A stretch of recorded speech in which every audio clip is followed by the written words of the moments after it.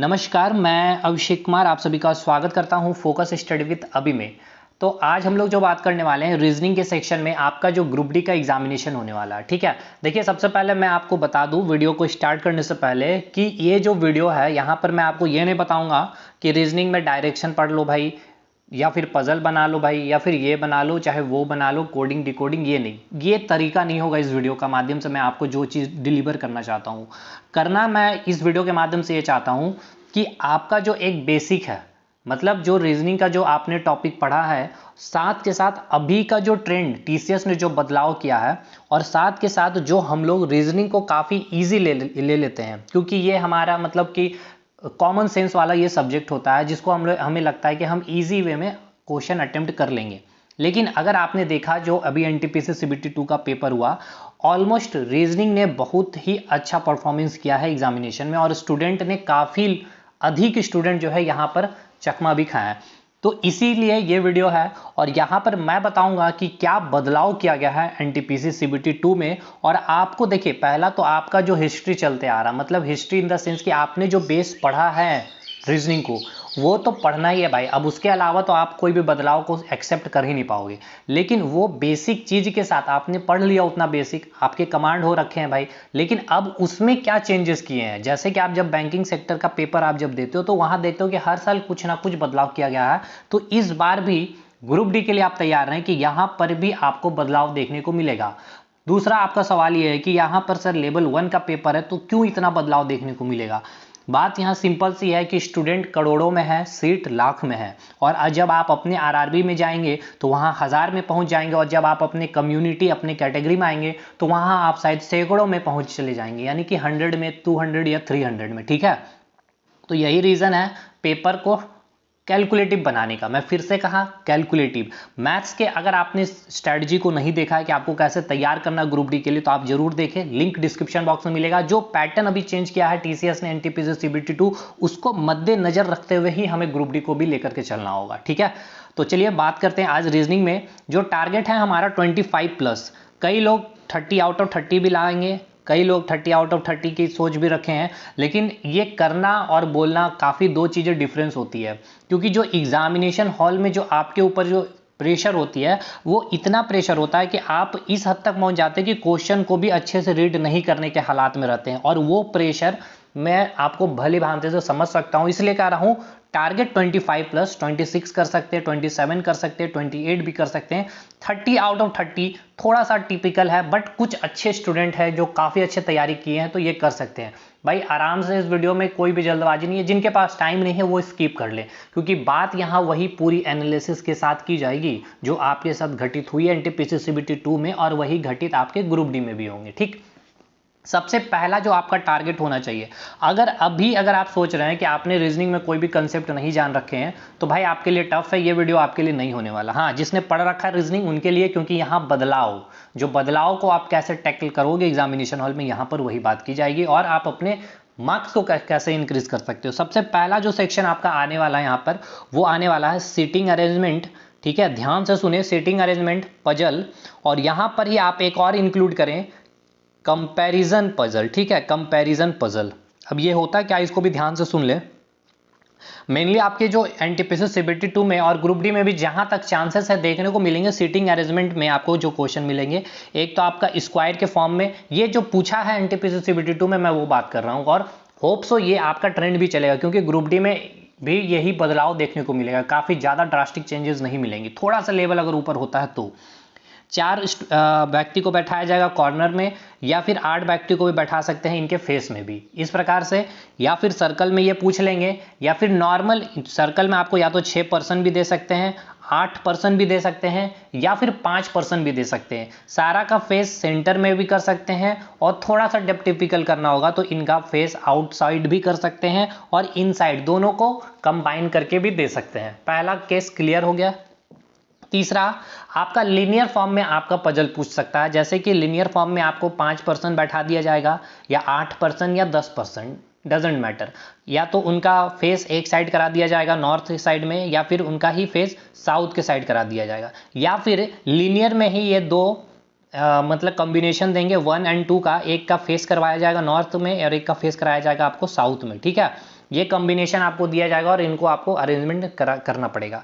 ये तो 3 टाइप के आप रेडी रहें इसको। और एक पजल और आपको ऐसा भी दिया जा सकता है सर्कुलर फॉर्म में ही, यहाँ पर आपको कुछ भी ना दिया जाएगा कि ये इसके लेफ्ट में है, एक मतलब फिक्स जहाँ से आप डिसाइड कर लेते हैं ना कि हाँ इसके लेफ्ट में या इसके राइट में चलना है। यहाँ पर ऐसा भी एनटीपीसी सीबीटी 2 में पूछा गया था कि कोई फिक्स डायरेक्शन नहीं दिया गया था कि कौन किसके लेफ्ट में है, लेकिन ये ईजी होता है, आप ईजी वे में उसको आप कहीं पर भी बैठाना स्टार्ट करेंगे और आप उसको अरेंज कर देंगे। तो एक तो ये टाइप हो गया आपका सीटिंग अरेंजमेंट में।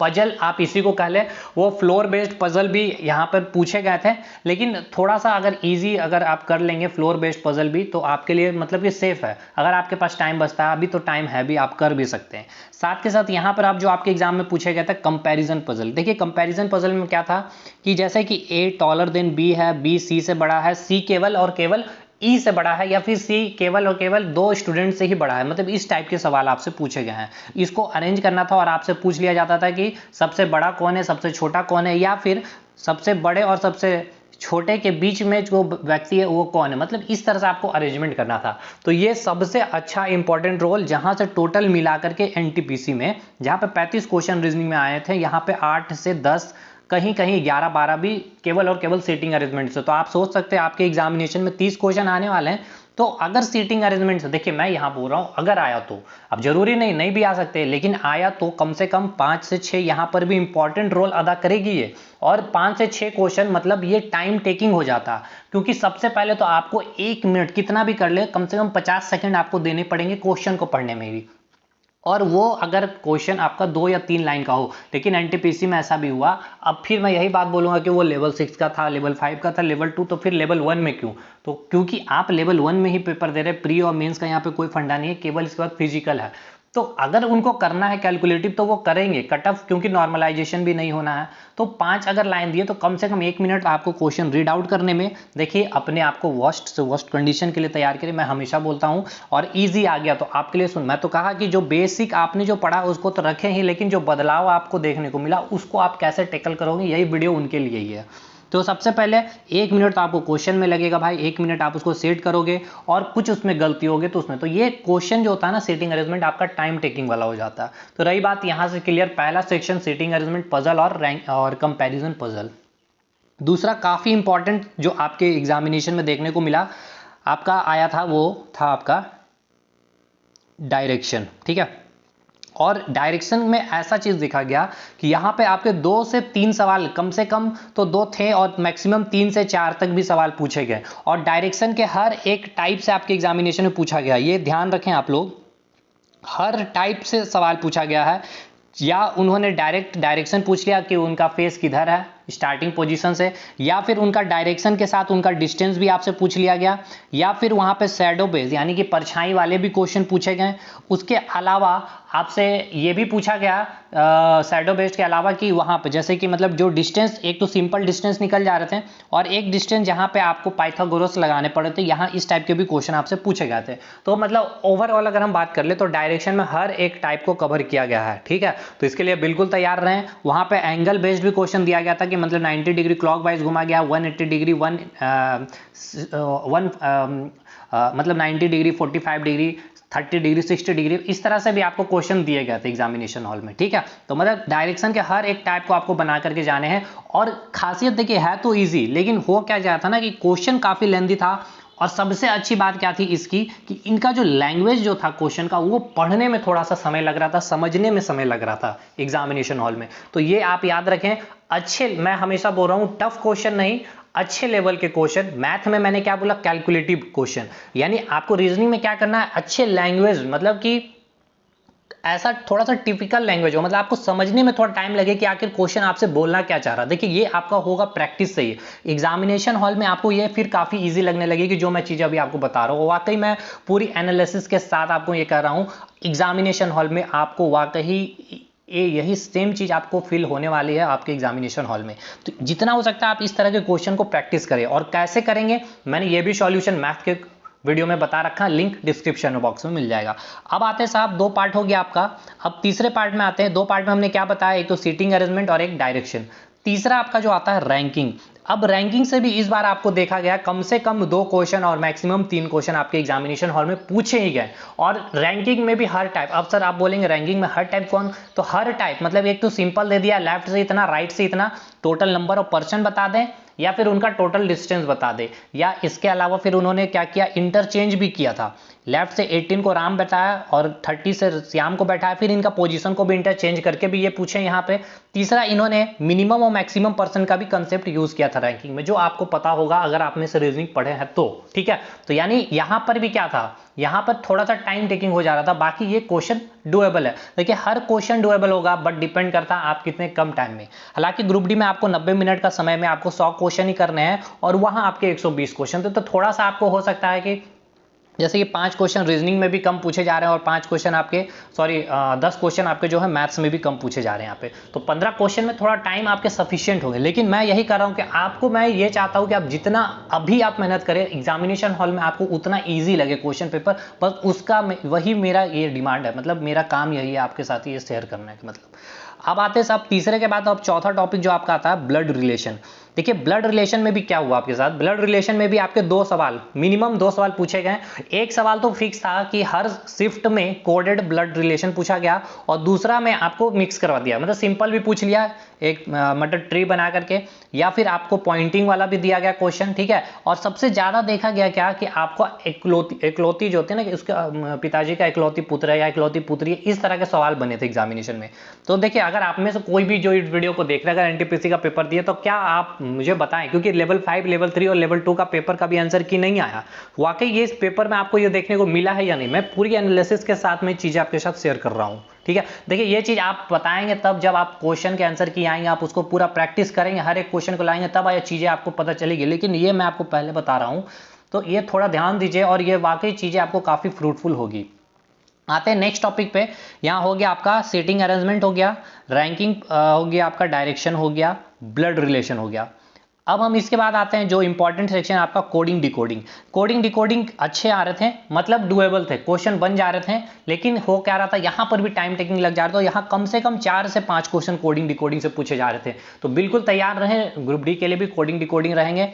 सेम नंबर सीरीज से कम 2 से 3 क्वेश्चन पूछे जा रहे थे। नंबर सीरीज में कभी कभी मतलब अच्छे, जैसे 6 और 4 का था पेपर, तो अच्छा नंबर सीरीज पूछ लिया जा रहा था। तो देखिए लेवल 1 में तो केवल लेवल 1 का पेपर अगर केवल इजी पूछ लिया जाए तो सब कोई बना कर आएंगे भाई, सब बना कर आएंगे तो कट ऑफ 5 होंगे, तो कहीं कुछ टीचर्स कुछ खेल खेलेगा, इसीलिए मेरा मतलब ये कहने का।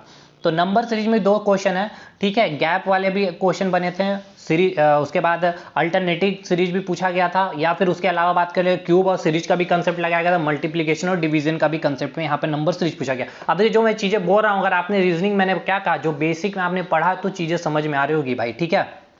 इसके बाद पेयर फॉर्मेशन से भी क्वेश्चन पूछा गया, और ऑड वन आउट से भी 2-2 क्वेश्चन आपके एग्जामिनेशन में आए, तो ये आपको करना। अभी तक जितना मैंने बताया ये पूरा, यहां से आपके एग्जामिनेशन में 35 सवाल आपके रीजनिंग में बने थे, ठीक है।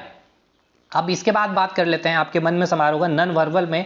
नॉन वर्बल में जैसे कि वाटर इमेज हो गया, मिरर इमेज हो गया, या फिर फोल्डिंग हो गया, पेपर फोल्डिंग हो गया, या फिर डाइज के क्वेश्चन हो गए, ये सब सवाल आपके एग्जामिनेशन में नहीं। अच्छा हाँ, एक चीज आपका मिस आउट हो गया मेरे से, 2 चीज, ये आपका एक है कैलेंडर। देखिए कैलेंडर से भी 2 क्वेश्चन, एकदम 2 से 3 क्वेश्चन, 2 तो मिनिमम पूछे ही जा रहे थे और 3 क्वेश्चन मैक्सिमम मैं बता रहा हूँ पूछा गया है। अब यहाँ पे भी जो कैलेंडर से सवाल बहुत इजी दिए जा रहे थे, डेट और मंथ दिया जा रहा था, ईयर दे दिया जा रहा था। कोई एक ऐसा सवाल था जिसमें ईयर को सेम रखा गया था, और कुछ ऐसे सवाल थे जहाँ पे ईयर को भी अलग रखा गया और डेट और मंथ को भी अलग रखा गया। तो इजीली आप इसको कर सकते थे, कैलेंडर के क्वेश्चन को भी। अब इसके अलावा आपको ये जो मैंने बताया यहाँ से सवाल बने, अब इसके अलावा आपको मैंने बताया नॉन वर्बल में जितने भी पेपर फोल्डिंग है, मिरर इमेज है, वाटर इमेज है, डाइस हो गए या क्यूब एंड डाइस हो गए, उसके बाद नंबर ऑफ फिगर काउंटिंग है जो नहीं पूछा गया था, और क्लॉक के क्वेश्चन, ठीक है। ये आपको अब अच्छे से करके चलना। हो सकता है अगर बदलाव करना हो तो यहाँ पर ये अपने पैटर्न में बदलाव करेंगे, नॉन वर्बल से क्वेश्चन अधिक दे दे। देखिए यही ड्रास्टिक चेंजेस आपको एग्जामिनेशन हॉल में देखने को मिलेंगे, जो मैंने बताया स्टार्टिंग में, आप ये करके जाएं और इधर नॉन वर्बल छोड़ दिया जाए आपके द्वारा, और आपके एग्जामिनेशन में टीचर्स नॉन वर्बल में ज्यादा इंपॉर्टेंट दे दे, काउंटिंग फिगर पे भी ज्यादा क्वेश्चन पूछ ले, या फिर वो क्लॉक्स के क्वेश्चन पूछ ले जो एनटीपीसी सीबीटी 2 में नहीं पूछेगा। तो ये चीज याद रखिए, मैंने इसलिए कहा अंत तक जो वीडियो देखेगा चीजें उनको ही सारी चीजें मिल पाएगी कि क्या करना है, क्या नहीं करना है और कैसे करना है हर चीज को। तो देखिए जितना मैंने टॉपिक का नाम बताया, ये हर एक चीज आपको करना पड़ेगा भाई। और कल की वीडियो में मैंने मैथ्स में स्टैटिस्टिक्स का नाम नहीं ले लिया था, कई लोगों ने व्हाट्सअप मैसेज में करके रखा, पूछा स्टैटिस्टिक्स, तो बिल्कुल स्टैटिस्टिक्स तो करके ही जाना भाई, वहां से भी 2-3 क्वेश्चन आपके पूछे जा रहे हैं तो उसको स्किप नहीं करना, ठीक है। वो रेलवे के लिए तो फेवरेट टॉपिक होता है, ठीक है। तो ये आपका ओवरऑल जो मैंने रीजनिंग बताया है ये आपको करना है अच्छे से। जो स्टार्टिंग में मैंने बताया, जो आपके अभी न्यू पैटर्न जो एनटीपीसी में रहे हैं, और जो नॉन वर्बल का मैंने जितना आपके नॉन वर्बल में जितने आते हैं, ठीक है, नंबर सीरीज मतलब वर्ड सीरीज वाला ऐसे भी आता है ना, ए, जैसे कि मैं एक एग्जांपल दे दूं, इसको भी आप करके ही चले जाएंगे, जैसे ए फिर बी फिर सी, इस तरह के सीरीज के भी, ठीक है, वर्ड सीरीज ये बनता है। फिर कोडिंग एंड डिकोडिंग हो गया, फिर pair formation, odd one odd, ये तो मैंने बोल दिया आपको करना है। नॉन वर्बल में फिर आपके पेपर फोल्डिंग हो जाएंगे, ठीक है, उसके बाद डाइज हो जाएंगे, नंबर ऑफ क्यूब हो जाएंगे, फिर फिगर काउंटिंग हो जाएंगे। क्लॉक से क्वेश्चन नहीं पूछा है तो इस बार हो सकता है शायद टीचर्स पूछ ले, या फिर हो सकता है जो मैंने स्टार्टिंग बताया उसको कैलकुलेटिव वो बनाया तो उसी को भी कैलकुलेटिव से क्वेश्चन आपके बना लिया जाए, ठीक है। तो ये आपका ट्रेंड होना चाहिए तैयारी करने का। आई होप सो वीडियो अच्छा लगा हो, अगर अच्छा लगा हो तो आप कमेंट करें, हमें जरूर बोलें क्या आपको करंट अफेयर की और जीके की और आपको साइंस में कैसे तैयारी करनी चाहिए अभी के ट्रेंडिंग के अकॉर्डिंग, टीसीएस की जो ट्रेंड अभी चल रही है। तो आप हमें कमेंट करके जरूर बताएं और अगले वीडियो में हम मिलेंगे, तब तक के लिए धन्यवाद।